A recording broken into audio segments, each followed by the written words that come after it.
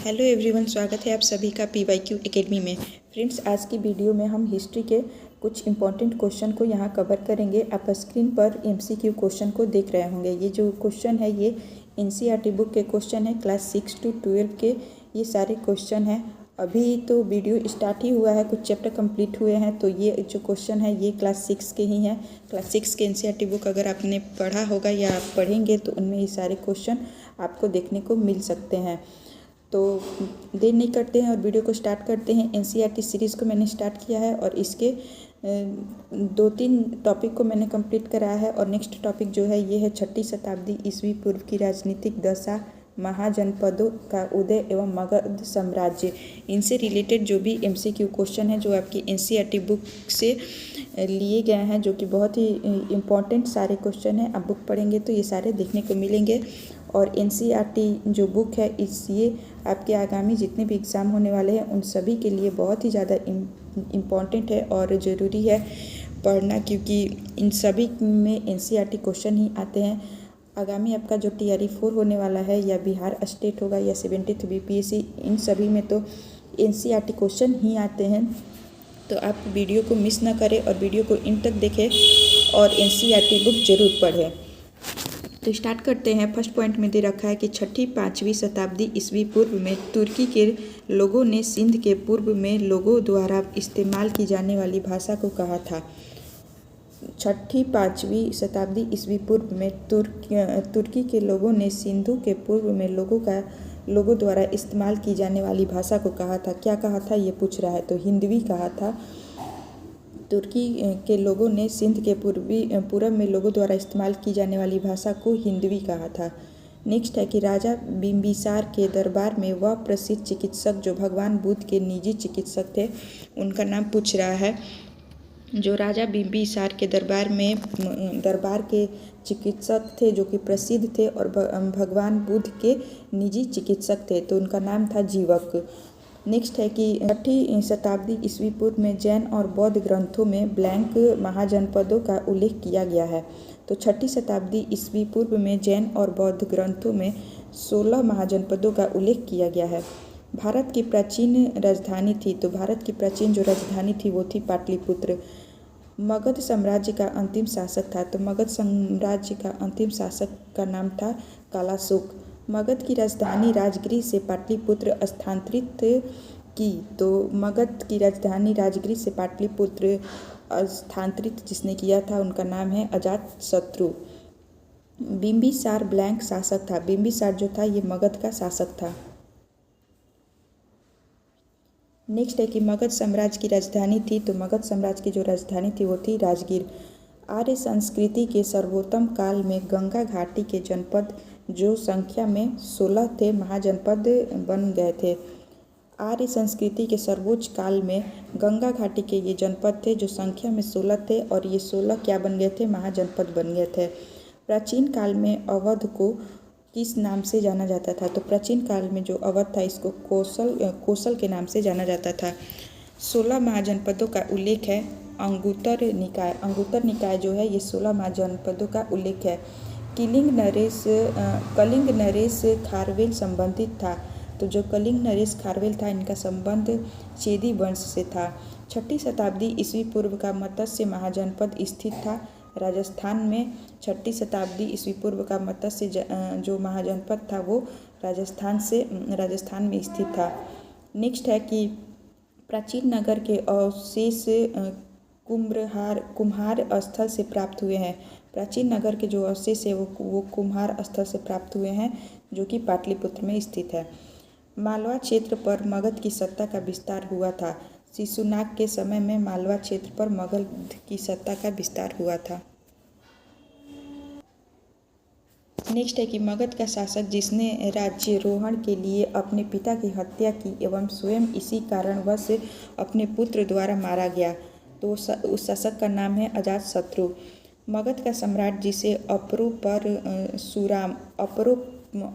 अपरोपरशुराम के नाम से जाना जाता है, तो मगध का उस सम्राट जो है उसका नाम है महापद्मनंद, जो कि मगध का सम्राट जिसे अपरोपरशुराम के नाम से जाना जाता है।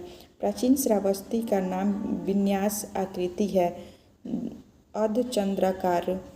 प्राचीन श्रावस्ती का नाम विन्यास आकृति है अर्धचंद्राकार। अर्धचंद्राकार की इसकी आकृति है प्राचीन श्रावस्ती की नगर का। 6ठी शताब्दी ईस्वी पूर्व सुक्तिमती राजधानी थी जो चेदी में थी। 6ठी शताब्दी ईस्वी पूर्व में सुक्तिमती राजधानी थी चेदी में। अभिलिखित साक्ष्य में प्रकट होता है कि नंद राजा के आदेश से एक नहर खोदी गई थी जो कि कलिंग अभिलेख साक्ष्य से प्रकट होता है कि नंद राजा के आदेश से एक नहर खोदी गई थी। उदयन वासवदत्ता की दंत कथा संबंधित है कौशाम्बी से। प्राचीन भारत में मगध साम्राज्य की सबसे प्रारंभिक राजधानी थी पाटलिपुत्र। मगध महाजनपद जो था ये गंगा और सोन नदियों से घिरा हुआ था।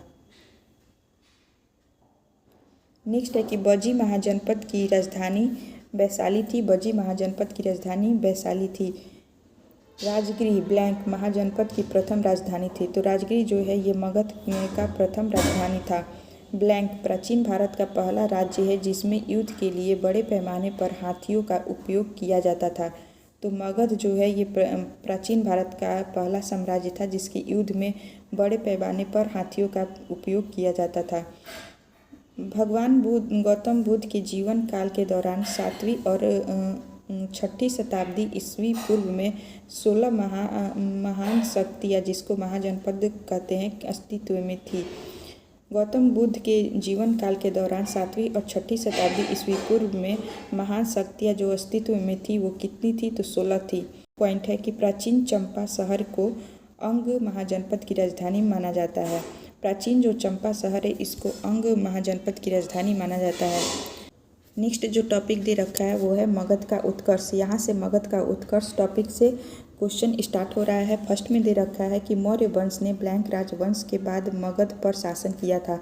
तो मौर्य वंश ने नंद राजवंश जो था के बाद मगध पर शासन किया था। बिंबिसार ब्लैंक वंश के राजा थे। तो बिंबिसार जो थे ये हयक वंश के राजा थे। प्रसिद्ध चिकित्सक जीवक की नियुक्ति ब्लैंक के दरबार में की गई थी। तो प्रसिद्ध जो चिकित्सक थे जीवक की नियुक्ति जो थी वो बिंबिसार के दरबार में किया गया था। हयक वंश से मगध के पहले शासक बिंबिसार थे। हयक वंश से मगध के पहले शासक बिंबिसार थे। नंद वंश का अंतिम शासक धनानंद थे और हयक वंश का शासक अजातशत्रु जो था ये बिंबिसार का पुत्र था। अजातशत्रु जो था हयक वंश के शासक बिंबिसार का पुत्र था। राजा अजातशत्रु हयक वंश के शासक थे। 4ठी शताब्दी ईस्वी पूर्व में मगध की राजधानी को पाटलिपुत्र स्थानांतरित कर दिया गया था। 4ठी शताब्दी ईस्वी पूर्व में मगध की जो राजधानी थी इसको पाटलिपुत्र स्थानांतरित कर दिया गया था। नेक्स्ट है कि बिंबिसार ने ब्लैंक राजवंश के राजा के उपचार के लिए राजवैद्य जीवक को भेजा था।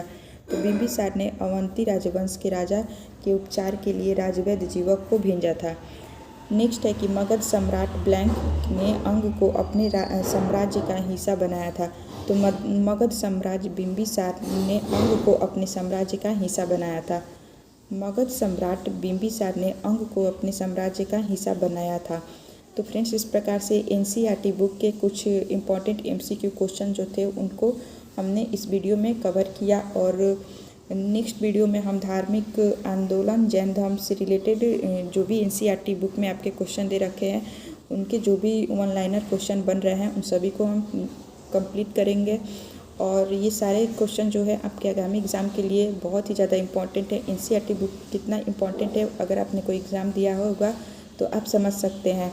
तो अगर आपको ये वीडियो पसंद आया हो तो चैनल को लाइक शेयर और सब्सक्राइब करें और चैनल के साथ बने रहें ताकि नेक्स्ट वीडियो आप तक पहुंच पाए।